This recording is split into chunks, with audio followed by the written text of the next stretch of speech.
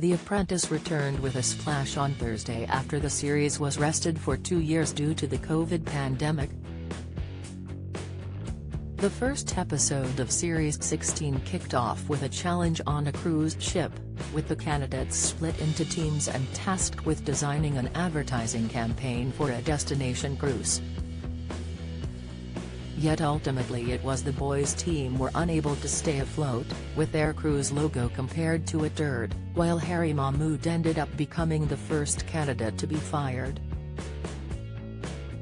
Before getting down to business, Lord Sugar introduced his new aide, Series 1 winner Tim Campbell, who is replacing Claude Littner for a series after he was injured in an e-bike accident.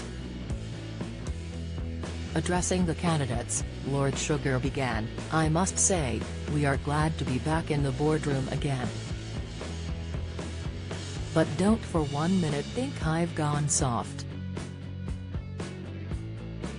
Due to the pandemic, the world of business is tougher than ever before, and the same goes for this process. In this boardroom you don't get furloughed, you get fired." After some gentle teasing with the new candidates, Lord Sugar revealed their first task would be to create a brand, TV advert and social media tease for a new cruise company. Digital marketing agency owner Akshay Thakrar put himself forward as project manager for the men's team. For the ladies, online pajama store owner Catherine Louise Byrne was quick to offer herself up for the role, but immediately ruffled feathers by refusing to take her colleagues' ideas on board. Tensions continue during the task, with Amy Enzel and Harpreet Kaur struggling to settle on an idea for branding. Things weren't any better on the men's team, with Harry and Akeem Bundu Kamara unable to settle on a logo, which ultimately ended up resembling a rotten banana. Even aide Karen Brady was at a loss, unable to understand why they hadn't thought to include their brand name. The candidates then turned their attention to shooting an advert, with Amy taking the reins as director, although she struggled to get her ideas across with her talkative team. Akshay took over directing duties on the other team and took a different approach in refusing to listen to his teammates.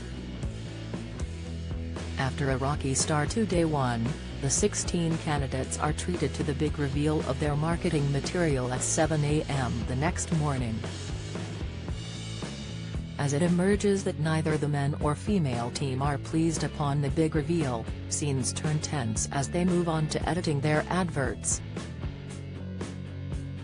Karen wasn't impressed with the men's efforts on their brand sequelity, noting the men's advert looked like one for an old people's home rather than a luxury ship. Their logo also didn't go down well, with one person remarking it looked like projectile vomit, while another noted it resembled a turd. The girls suffered a similar fate, as while their logo wasn't compared to any bodily fluids, several people were unable to understand their name, Bougie Cruises. Back in the boardroom, Lord Sugar was left unimpressed with both teams. For the ladies, he took issue with their confusing brand name, female-heavy TV advert and the uninspiring social advert. Moving on to the boys, Lord Sugar was left flabbergasted by the fecal-resembling logo as it flashed up on the screen. Lord Sugar then revealed he had relied on the industry experts to pick the winning team this time, announcing that the ladies' team had won because their overall campaign had more synergy throughout. As the men headed to the famous Bridge Cafe to discuss where they went wrong, the group were unable to settle on who exactly was to blame for the failure of the task. Once inside the boardroom, the men are left squabbling among themselves, with Lord Sugar remarking that it was like the band playing for the final time on the Titanic. Team leader Akshay then decided to bring back Akeem and Harry for a more intense grilling with Lord Sugar, much to Harry's chagrin.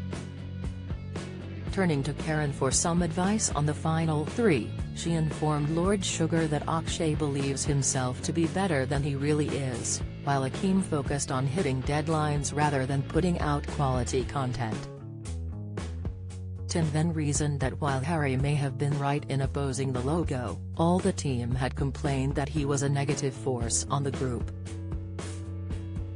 Ultimately, Lord Sugar sided with Tim and the opinions of the rest of the team, and ended up firing disruptive Harry after a tense final showdown in the boardroom.